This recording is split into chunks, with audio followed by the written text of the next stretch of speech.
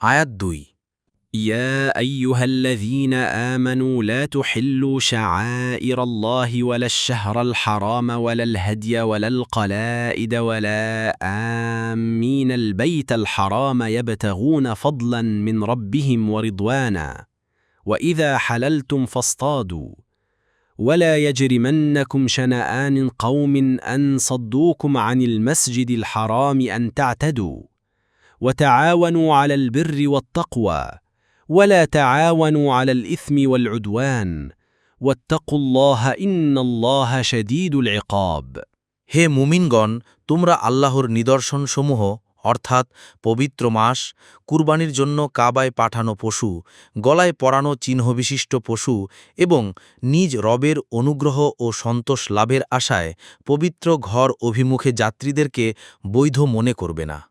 আর যখন তোমরা এহরাম মুক্ত হবে তখন শিকার করতে পারো। তোমাদেরকে মসজিদুল হারামে প্রবেশে বাধা দেওয়ার কারণে কোনো সম্প্রদায়ের প্রতি বিদ্বেষ তোমাদেরকে যেন কখনোই সীমালঙ্ঘনে প্ররোচিত না করে। নেক কাজ ও তাকওয়ায় তোমরা পরস্পর সাহায্য করবে এবং পাপ ও সীমালঙ্ঘনে একে অন্যের সাহায্য করবে না।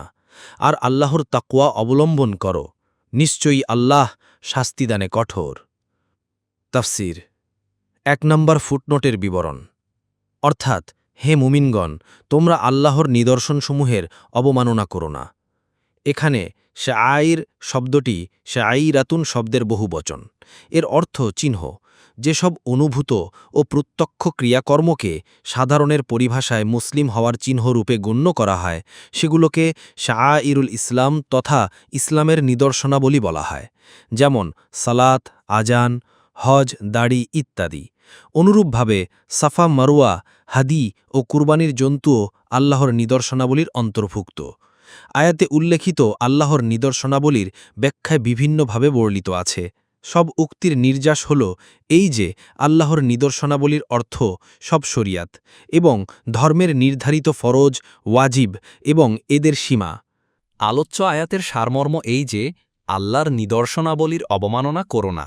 আল্লাহর নিদর্শনাবলীর এক অবমাননা হচ্ছে প্রথমত এসব বিধিবিধানকে উপেক্ষা করে চলা, দ্বিতীয়ত এসব বিধিবিধানকে অসম্পূর্ণভাবে পালন করা এবং তৃতীয়ত নির্ধারিত সীমা লঙ্ঘন করে সম্মুখে অগ্রসর হওয়া।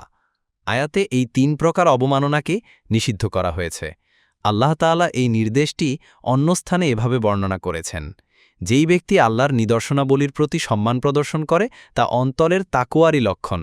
তাছাড়া আয়াতের বাকি অংশে এই নিদর্শনাবলীর কিছু বিবরণ প্রদান করা হয়েছে। ২ নম্বর ফুটনোটের বিবরণ অর্থাৎ, পবিত্র মাসসমূহে যুদ্ধবিগ্রহ করে এগুলোর অবমাননা করো না।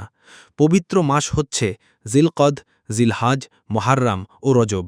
এসব মাসে যুদ্ধবিগ্রহ করা শরীয়তের আইনে অবৈধ ছিল।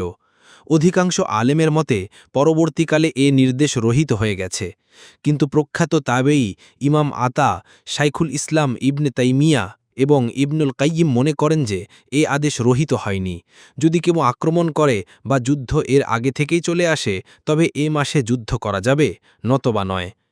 এ আয়াতে পরবর্তী নির্দেশ হচ্ছে কুরবানি করার জন্তুর, বিশেষ করে যেসব জন্তুকে গলায় কুরবানির চিহ্নস্বরূপ কিছু পরানো হয়েছে সেগুলোর অবমাননা করো না।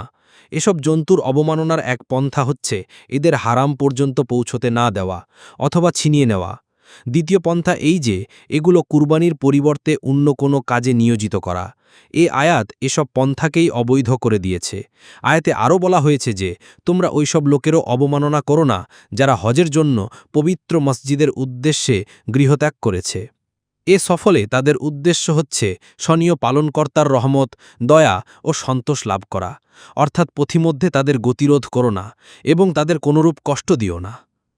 ৩ নং ফুটনোটের বিবরণ এখানে এহরাম অবস্থায় শিকার করতে যে নিষেধ করা হয়েছিল সে নিষেধাজ্ঞার সীমা বর্ণনা করা হয়েছে যে যখন তোমরা এহরাম থেকে মুক্ত হয়ে যাও তখন শিকার করার নিষেধাজ্ঞা শেষ হয়ে যাবে, অতএব তখন শিকারও করতে পারবে। সাদি ৪ নং ফুটনোটের বিবরণ অর্থাৎ যে সম্প্রদায় হুদায়বিয়ার ঘটনার সময় তোমাদের মক্কায় প্রবেশ করতে এবং উমরা পালন করতে বাধা প্রদান করেছিল এবং তোমরা তীব্র ক্ষোভ ও দুঃখ নিয়ে ব্যর্থ মনোরথ হয়ে ফিরে এসেছিলে, এখন শক্তি সামর্থ্যের অধিকারী হয়ে তোমরা তাদের কাছ থেকে এভাবে প্রতিশোধ নিও না যে তোমরা তাদের কাবা গৃহে ও পবিত্র মসজিদে প্রবেশ করতে এবং হজ করতে বাধা দিতে শুরু করবে। এটাই হবে জুলুম। আর ইসলাম জুলুমের উত্তরে জুলুম করতে চায় না, বরং ইসলাম জুলুমের প্রতিদানে ইনসাফ এবং ইনসাফে কায়েম থাকার শিক্ষা দেয়। এটাই প্রমাণ করে যে ইসলাম হক দিন। ৫ নং ফুটনোটের বিবরণ। আলোচ্য আয়াতে পারস্পরিক সাহায্য ও সহযোগিতার ভিত্তি কী হবে সেটা আলোচনা করা হয়েছে। পবিত্র কোরআন সৎকর্ম ও আল্লাহর ভয়কে আসল মাপকাঠি করেছে, এর ভিত্তিতেই পারস্পরিক সাহায্য ও সহযোগিতার আহ্বান জানিয়েছে। এর বিপরীতে পাপ ও অত্যাচার উৎপীড়নকে কঠোর অপরাধ গণ্য করেছে এবং এতে সাহায্য সহযোগিতা করতে নিষেধ করেছে। মূলত সৎকর্ম ও তাকওয়াই হল শ্রেষ্ঠত্বের মাপকাঠি, কারণ সমস্ত মানুষ এক পিতামাতার সন্তান। রসুলুল্লাহ সাল্লাল্লাহু আলাইহি ওয়াসাল্লাম এই বিষয়টির ব্যাখ্যা প্রসঙ্গে বিদায় হাজের ভাষণে ঘোষণা করেন যে কোনো আরবের অনারবের উপর অথবা কোনো শ্বেতাঙ্গের কৃষ্ণাঙ্গের উপর কোনো শ্রেষ্ঠত্ব নাই। আল্লাহ ভীতি ও আল্লাহর আনুগত্যই শ্রেষ্ঠত্বের একমাত্র মাপকাঠি। মুসনাদে আহমদ 5/11। আয়াতে বর্ণিত সৎ কাজ ও পাপ কাজের সংজ্ঞায় রসুলুল্লাহ সাল্লাল্লাহু আলাইহি ওয়াসাল্লাম বলেছেন, বীর বা সৎ কাজ হচ্ছে সৎ চরিত্রতা, আর পাপ হচ্ছে যা তোমার অন্তরে উদিত হয় অথচ তুমি চাও না যে মানুষ সেটা জানুক। মুসলিম 2553। অপর হাদিসে রসুলুল্লাহ সাল্লাল্লাহু আলাইহি ওয়াসাল্লাম বলেছেন, বীর বা সৎ কাজ হচ্ছে যাতে অন্তর শান্ত হয়, চিত্তে প্রশান্তি লাভ হয়, আর পাপ হচ্ছে যাতে অন্তর শান্ত হয় না এবং চিত্ত প্রশান্তি লাভ হয় না, যদিও ফতোয়া প্রদানকারীরা তোমাকে ফতোয়া দিয়েই থাকুক। মুসনাদে আহমদ 4/194। আর সহযোগিতার ধরন সম্পর্কেও রাসূলুল্লাহ সাল্লাল্লাহু আলাইহি ওয়াসাল্লাম দিক নির্দেশনা দিয়েছেন। যেমন তিনি বলেছেন, তুমি তোমার ভাইকে সাহায্য করো, সে অত্যাচারী হোক বা অত্যাচারিত। সাহাবায়ে কেরাম বললেন, হে আল্লাহর রসুল, অত্যাচারিতকে তো আমরা সাহায্য করেই থাকি, কিন্তু অত্যাচারীকে কিভাবে সাহায্য করব? রসুল বললেন, তার 2 হাত ধরে লাগবে। বুখারী 2444।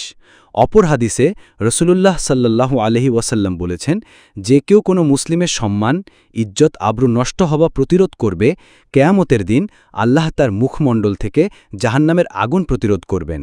তিরমিজি 1931। মুসনাদে আহমদ 6/450। তাকওয়া ও বীরের মধ্যে পার্থক্য করে ইবনে আব্বাস রাদিয়াল্লাহু আনহুমা বলেন, নির্দেশিত বিষয় করার নাম বীর, আর নিষেধকৃত বিষয় থেকে বেঁচে থাকার নাম তাকওয়া।